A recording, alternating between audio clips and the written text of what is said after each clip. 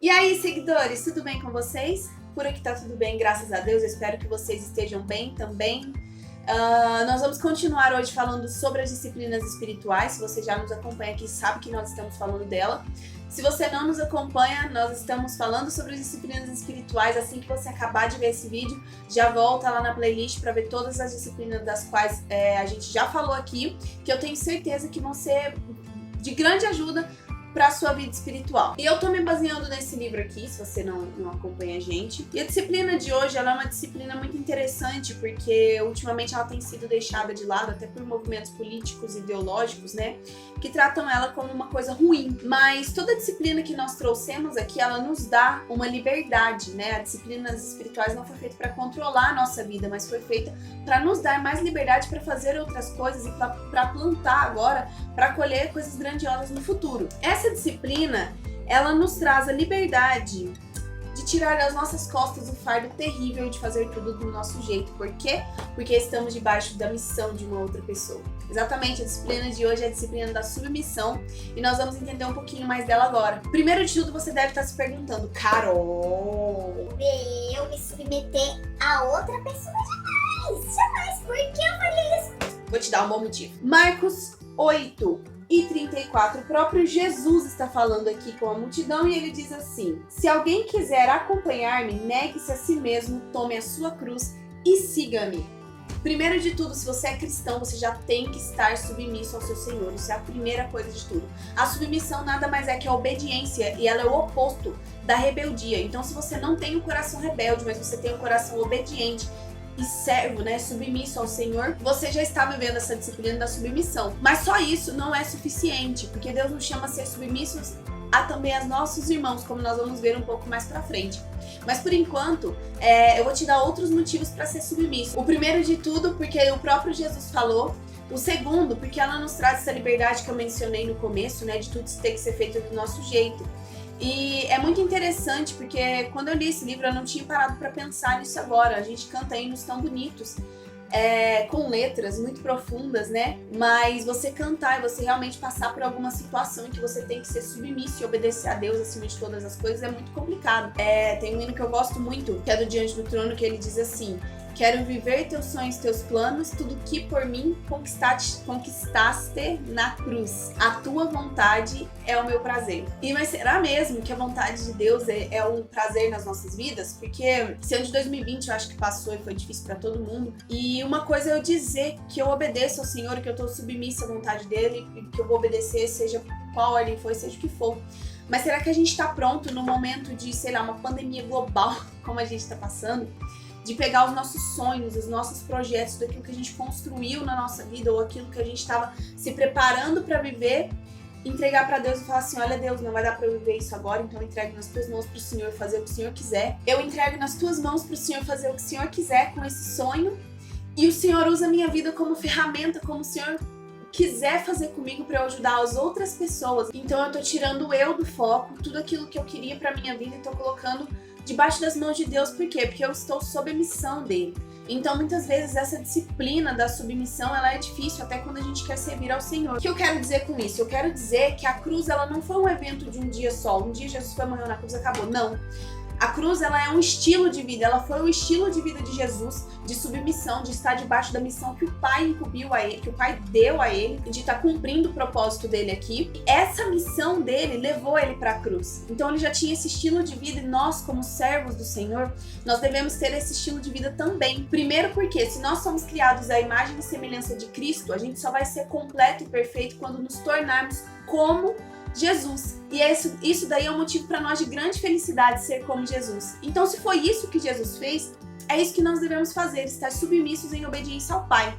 E aí você pode pensar: ah, mas está debaixo da missão de Deus? Não, eu faço isso, é fácil, eu obedeço, tal, né? Beleza.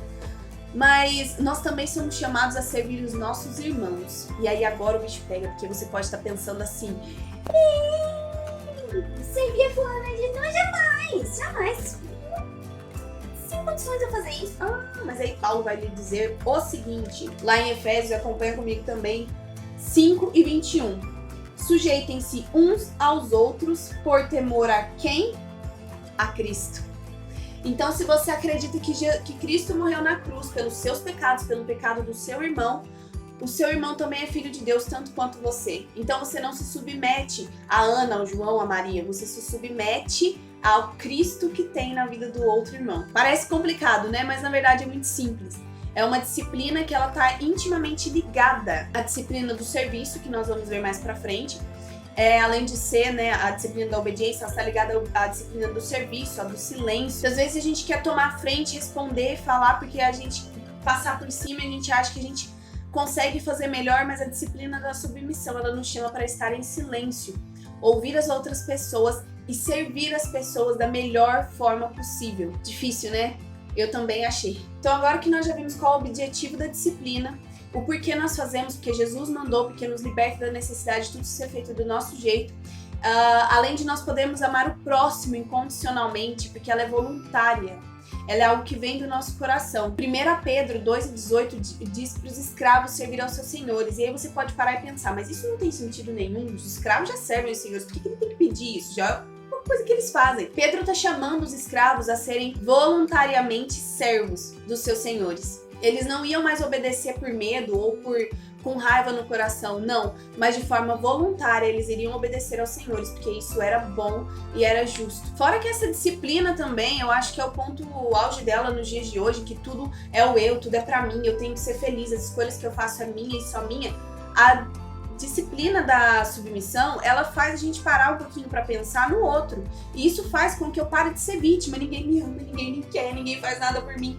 Cara, eu paro de pensar isso e eu começo a pensar o que é que eu posso fazer pelo outro, como é que eu posso ajudar o outro, sabe? Porque isso é o que o pai quis, ele quis uma família, então como é que eu posso ser útil na família de Deus, sabe? É isso que essa disciplina ela traz pra nós. E como eu disse, Jesus fez isso, ele colocou, se Jesus, ele viesse ao mundo e ele fosse só mais um cara legal, um líder bom, ele seria esquecido. Se ele fosse só um homem que viesse e contasse um monte de historinha, ele seria esquecido também. Mas não, ele tinha uma vida em que ele colocava mulheres e crianças, que eram uma parte esquecida da sociedade, acima dele, acima do status que ele podia ter. Ele não veio aqui e quis ser um rei, ele seria só mais um rei da história, mas ele veio aqui e ele era um mestre que lavava os pés dos discípulos, que era uma coisa que o escravo devia fazer. A submissão fez o ministério de Jesus ele ser grande como foi, e nós como seus discípulos devemos seguir esse exemplo. Só que a submissão ela tem limites. Em Romanos capítulo 13, versículo 1, Paulo ele fala do governo e que nós devemos respeitar o governo, que nós somos subordinados, né, aos nossos governantes. Só que em Atos, o próprio Paulo ele discute com os governantes das cidades ali quando surge um problema. Ele não estava sendo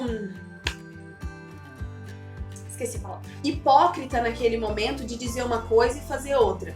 Mas ele sabia que a submissão ela tem um limite. Você é submisso desde que você não tem que negar a sua própria identidade ou que você tem que se desprezar. Você tem que amar o seu próximo como a ti mesmo, mas se eu me desprezo, como é que eu posso amar o meu próximo? Isso, a conta não bate, sabe? Não dá certo. Então, quando você vê que a sua submissão te faz se desprezar, faz perder a sua identidade, claro que não, né, você mudar o seu caráter de uma forma boa, mas você realmente não vê valor em si mesmo, então você não tá debaixo da missão certa. A gente tem que ficar de olho nisso. E às vezes é muito fácil identificar, por exemplo, quando a submissão ela é uma coisa ruim. Quando, por exemplo, alguém te pede para cometer um crime, ou que você tem que desrespeitar uma pessoa que você sabe que tem um caráter idôneo, nessas horas são fáceis de identificar. Mas e quando lá na sua empresa o seu chefe, ele dá mais valor a um outro funcionário e não a você que merecia realmente isso? Eu tenho que ficar calado, eu tenho que agir, o que é que eu posso fazer? Eu tenho que sustentar minha família também, sabe? Esse tipo de coisa assim, a Bíblia ela não dá uma receita para cada situação, até porque existe muitas pessoas no mundo e cada um é de um jeito. Mas a gente tem o princípio de ser submisso e nós temos também o Espírito Santo para guiar as nossas decisões e aquilo que a gente faz ou deixa de fazer. Por isso a gente tem que estar bem juntinho, bem ligado ali com ele, para nós sabermos quando agir e quando ficar em silêncio. E aí você deve estar falando assim, nossa, mas tudo isso, como é que eu posso ser uma pessoa submissa? Aqui no livro ele traz algumas situações que ele diz que são atos de submissão e eu vou ler alguns aqui para vocês. O primeiro é a Deus, óbvio. O segundo é as Escrituras. Então conheça a palavra de Deus para você se submeter à palavra dele. O terceiro, a nossa família. Aqui na família eu quero abrir um parênteses, né, em que muita gente fala que, nossa, a mulher se submissa ao marido e é algo assim inconcebível nos dias de hoje. Mas quando a gente vai ler essa passagem, a gente vê que Paulo, tanto aos Efésios, depois em Colossenses, ele também diz para os pais serem submissos, respeitarem os filhos, né, mais uma forma de submissão, e os senhores tratarem bem os seus escravos. Uma coisa é você pedir para a mulher e para um escravo tratar bem aquelas pessoas que estão acima deles, porque pela hierarquia eles já deviam fazer isso. Outra coisa é você pedir para os caras que estão acima ser submissos aos que estão abaixo deles. São essas pessoas que estão acima das outras, que têm mais dificuldade e que vão encontrar mais dificuldade para ser submisso. Então, às vezes, a gente foca muito numa coisa, né, de nossa, é preconceito, é machismo, é isso e aquilo, e a gente esquece que a Bíblia ela não trata homens e mulheres diferentes, mas como iguais. O quarto ato de submissão é ao próximo, que, como eu disse, a gente tem que se submeter ao Cristo que tem no outro. O quinto é a comunidade cristã, a sua igreja, o corpo de Cristo. O sexto é os aflitos e desprezados, que são as viúvas e os órfãos, né? Em toda cultura tem aquelas pessoas que são necessitadas, nós devemos ajudá-las, e aí a gente entra muito com o serviço, como eu disse no começo, que é a atitude externa, demonstrando que a submissão já está no seu coração de forma voluntária. E o sétimo é o mundo físico, e aqui está falando da nossa responsabilidade com o meio ambiente, ao mundo que Deus criou e que vai ficar aí para as próximas gerações, né? Então tudo isso são formas de a gente se submeter e mostrar que a gente tem um coração submisso, que está debaixo da mesma missão do Senhor e que a gente escolheu servir a Ele de forma voluntária. A gente gosta muito de falar, né, que nosso Deus ele é grande, o nosso Deus ele abre um caminho no deserto, fez isso e aquilo, e Ele é um Deus poderoso. E Ele é mesmo, essa é a identidade dele, de um Deus poderoso. Mas como eu disse, o que marcou o ministério de Jesus, o que fez ele diferente de todos os outros, de tantos outros líderes que passaram pela terra, foi a vida de submissão. Tanto é que antes de Jesus os heróis eram poderosos. Ciro, Nero, eram grandes imperadores que tinham poder, força e matavam as pessoas se preciso para conseguir o que queriam. Mas depois de Jesus, os super-heróis são aqueles que dão as suas vidas por outras pessoas, como é o caso, por exemplo, dos filmes do Superman, em que ele morre muitas vezes para poder salvar o mundo. Então, aquilo que antes era considerado poder, depois da vida de submissão de Jesus, agora é considerado nada para aquelas pessoas que servem e que se submetem, que se entregam as suas vidas a outros, elas possam estar em destaque. A gente acha que as pessoas mais poderosas da Terra foram aquelas que se sentaram ao lado de reis, quando na verdade as pessoas mais privilegiadas que já passaram pela história do mundo foram aquelas que se sentaram para cear numa mesa com o mestre deles, aquele que era o rei dos reis, senhor dos senhores, mas que entrou numa cidade num jumentinho. Então eu espero que fique de lição para nós, como cristãos, para mim e para você, principalmente para reconhecer que a submissão ela é necessária, mas que ela envolve muitas vezes renúncia quanto a Deus, renúncia quanto ao próximo, mas que a gente possa pensar nisso como uma forma de ser plenos, completos, até chegar à maturidade, para que possamos encontrar com Jesus e se casar com Ele como uma noiva santa e que é igual a Ele, que se parece com Ele. Jesus não aceita um casamento em julgo desigual. A sua noiva tem que ser igual a Ele. Então, que nós possamos procurar ser cada vez mais parecidos com Jesus, mesmo que isso doa lá dentro do nosso coração. Um grande beijo, fiquem com Deus, espero que vocês tenham gostado do vídeo. Manda esse vídeo para todo mundo, para aquela pessoa que você sabe que tá com um fardo muito pesado em cima dos ombros, sempre ansioso, sempre nervoso, querendo que as coisas saiam do jeito que ela planejou direitinho, certinho, para ela poder ver que ela tem liberdade, que com Jesus ela pode ter uma vida plena e livre desse tipo de coisa. Também nos sigam nas redes sociais e eu espero vocês no próximo vídeo.